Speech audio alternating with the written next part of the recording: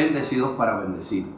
Recibe un saludo y que Dios siga glorificándose en tu vida y que tengas hambre de Él. Hambre de esa misericordia, de ese amor y esa fidelidad de Dios para con tu vida. Que no haya nada que bloquee tu fe, nada que impida que tu fe se extienda hacia Él, tu confianza se extienda hacia Dios, por encima de todo. ¿Sí? La bendición y su obstáculo. Señor amado, te doy gracias, te bendigo y te exalto.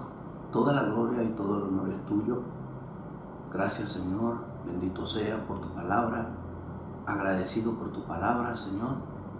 Sé manifestándote sobrenaturalmente, conforme a tu bondad y tu misericordia, en Cristo Jesús. Amén. Hebreos capítulo 12, versículos 16 y 17, plantea lo siguiente. Dios envía esta palabra a los hebreos que conocían a Jesús para simplemente día a día encaminarlos, ¿sí? Porque como dice Filipenses 1:6, sabiendo que el que comenzó en vosotros la buena obra, la perfeccionará hasta el día de Jesucristo.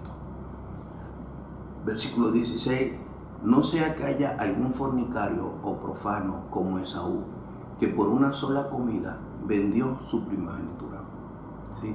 Por el placer de comer, por el hambre que tenía, Esaú se dejó llevar. Esaú se dejó llevar y simplemente le es infiel a Dios, fornica. ¿Por qué? Por el hambre, por el placer del cuerpo. Y profana. ¿Qué profana? La gracia y la bendición que Dios le había dado a él como primogénito. ¿Sí? Él era el primero de su hermano Jacob, y a él era que le correspondía la herencia, la bendición principal. ¿Cuál era esa bendición principal? Que Jesús, el Mesías, naciera a través de su genealogía, ¿sí? Pero es con Jacob, que es a quien Dios le cambia luego y le llama Israel. Pero enfocándonos en el texto por el tiempo, en el versículo 1, ¿sí?, de este capítulo 12, dice: por tanto nosotros también, teniendo en derredor nuestro tan grande nube de testigos, despojémonos de todo peso y del pecado que nos asedia, y corramos con paciencia la carrera que tenemos por delante. ¿Cómo podemos nosotros despojarnos de peso? ¿Y cuál peso? Cuando le faltamos a Dios, cuando fallamos a Dios, cuando hacemos daño a nuestra comunión con Dios y a nuestra relación con otras personas, cuando hacemos daño a nuestra vida espiritual y a nuestra alma, simplemente eso ocasiona peso. Y el Señor nos manda a despojarnos de todo peso y del pecado que nos asedia, porque hay una ligadura. El pecado lleva en sí carga, lleva así peso, condena, y solamente en una comunión con el Señor, íntima con el Señor, es que puedes despojarte. Solo Él te hace libre de la esclavitud del pecado. Como dice el apóstol Pablo en Romanos 7, miserable de mí, ¿quién podrá librarme de este cuerpo de pecado? Sí, cuando Pablo se llama miserable de mí, no está mirándose como un miserable, sino que el pecado traía traía miseria para su vida. No hay peor miseria que tener una mala relación con Dios o una relación cortada con Dios. Y por supuesto, al traer miseria, pobreza espiritual y física, le hacía a él una vida miserable. Entonces, en Romanos 8:1, el Espíritu Santo lo guía a decir, ¿sí?, pero ninguna condenación hay para los que están en Cristo Jesús. Esto es, a los que conforme a su propósito son llamados. Y es por ello la importancia, cuando volvemos a Hebreos 12, el versículo 2, el 1 nos dice que nos despojemos de todo peso y pecado que nos asedia, de todo lo que haya profanar, utilizar la palabra de Dios, utilizar el plan, el propósito que Dios tiene para nuestro propio provecho, sin respetar y honrar el principio divino. El versículo 2 dice: pues, puesto los ojos en Jesús, el autor y consumador de la fe, el cual por el gozo puesto delante de él sufrió la cruz, menospreciando el oprobio, y se sentó a la diestra del trono de Dios.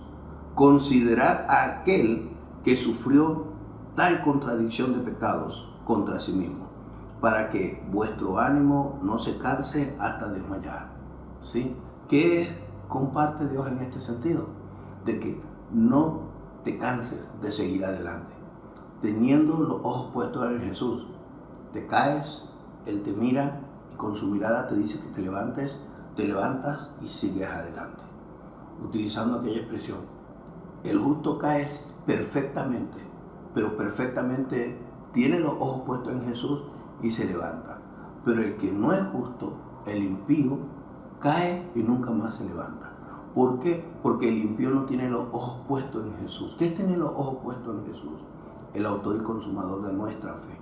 Es que Jesús, de Él viene la fe, Él es la palabra divina hecha carne, y que nuestra confianza, nuestra fe, lo que conduce nuestra vida es su palabra, y que definitivamente Él es quien día a día nos dice que nos levantemos, que sigamos en esa misericordia y en esa gracia.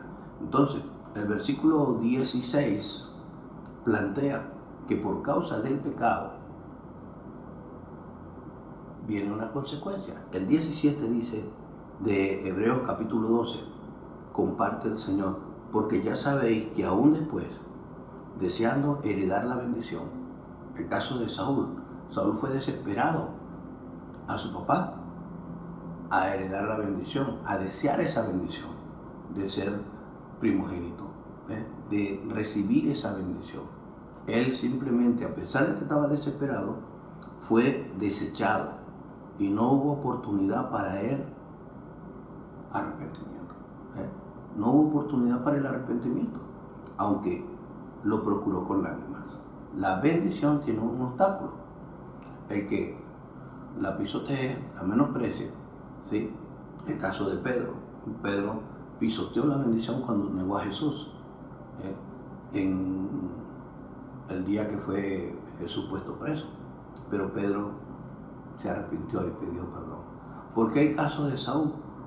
Esaú pudo haber ido más bien a sacrificar un cordero y ofrecerle un cordero a Dios, pero Saúl trabajaba de la agricultura, ¿sí? Y no tenía idea o no se le ocurrió, solo Dios lo sabe, no voy a ponerme a hacer conjetura. David peca en el Antiguo Testamento, donde no estaba la gracia, sino que el justo caminaba por fe, la fe de obedecer la ley, ¿sí? Y simple y llanamente, también en el Salmo 51, dice que ten piedad de mí, oh Dios, conforme a tus misericordias, conforme a la multitud de tus piedades, y lávame, límpiame, perdóname. No quiere sacrificio de animales, sino sacrificio de labios, frutos de labios, de honra, de adoración, entendiendo que David estaba claro que la boca debía de hablar lo que estaba en el corazón.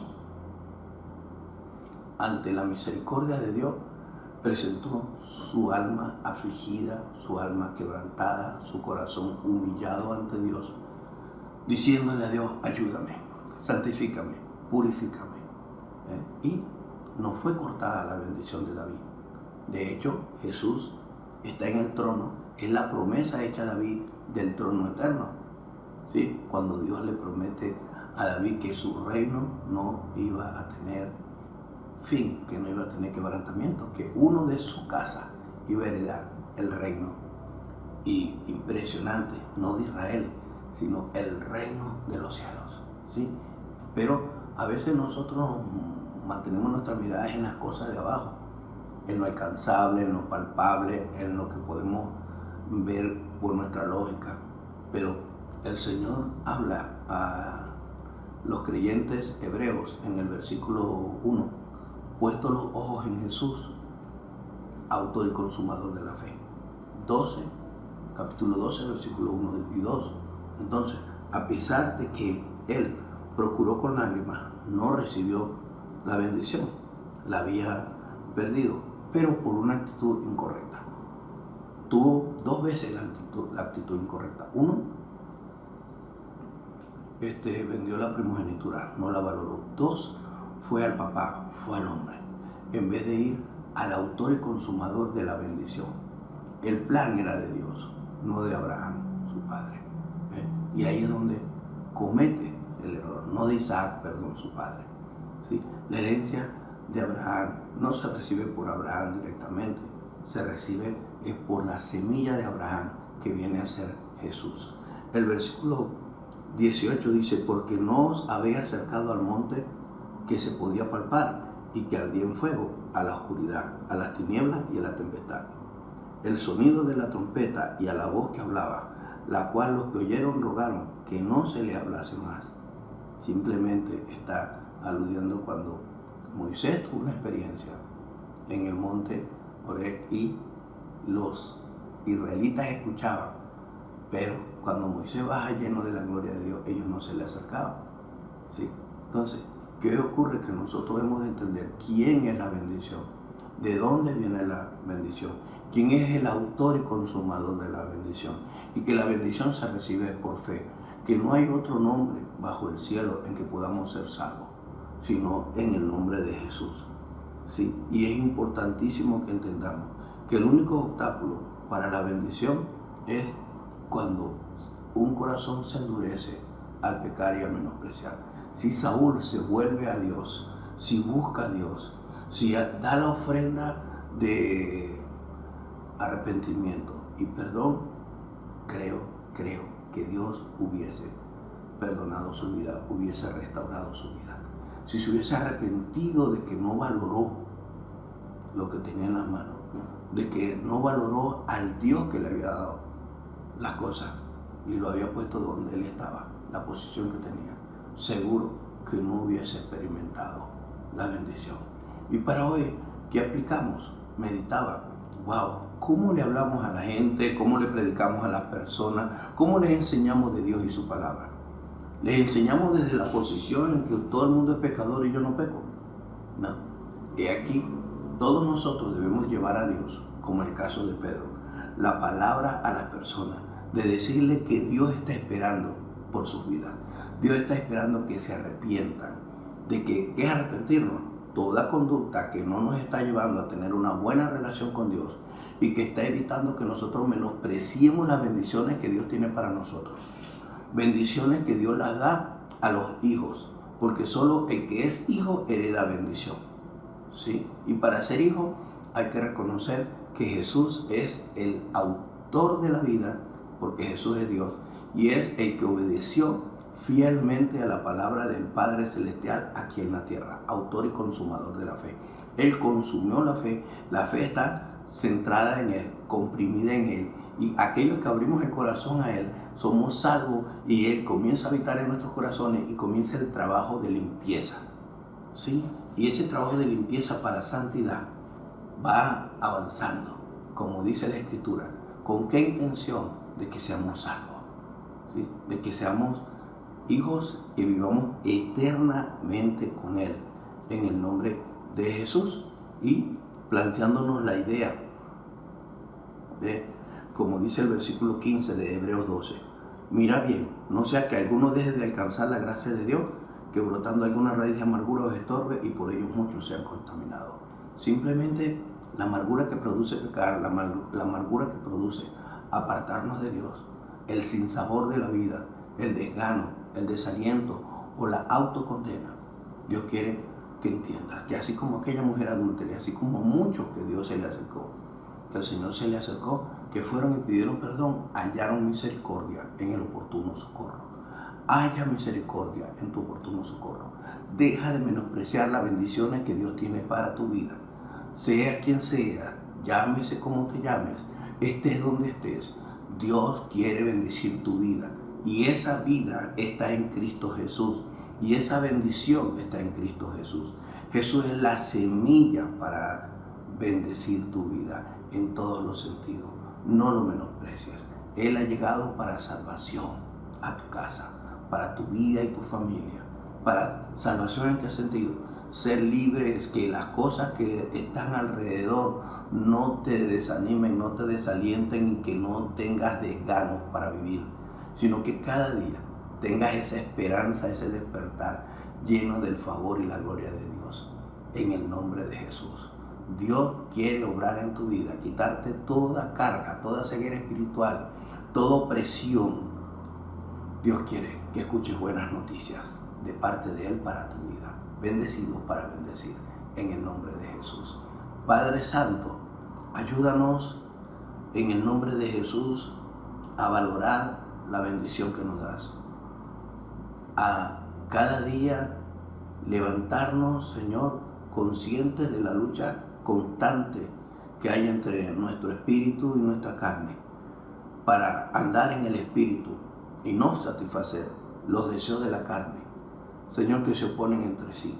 Bendícenos y llévanos, Señor, al arrepentimiento, a la restauración y a bendecir a las demás personas, a rogarle a las personas que se reconcilien con Dios, porque tú eres un Dios de reconciliación, tú eres un Dios de perdón, eres un Dios de misericordia, eres Dios de amor, Señor.